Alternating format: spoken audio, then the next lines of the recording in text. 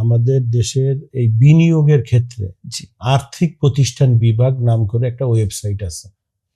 এই আর্থিক প্রতিষ্ঠান অর্থ মন্ত্রণালয়ের আন্ডারে, এবং ওইখানে 4টা বিভাগ। এখন 4টার আবার 4 ধরনের কাজ।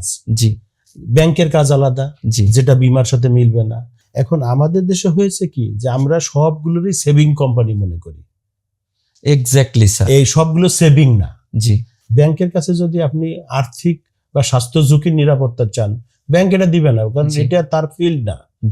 আবার বীমার ক্ষেত্রে দুটো বিষয়, একটা হচ্ছে আমার পারিবারিক আর্থিক সুরক্ষা, যেটা আমি থাকলেও আমার কাজে লাগবে, আমার অনাকাঙ্ক্ষিত ঘটনা ঘটলেও আমার পরিবারের অন্য মেম্বাররা এটা সুবিধা ভোগ করবে, এটা একটা সাইড।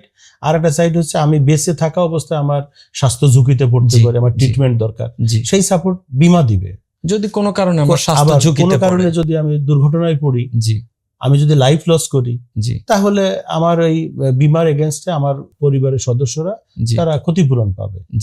ব্যাংকের সেভিং এর এক স্টাইল, আর বীমার সেভিং এর আর এক স্টাইল।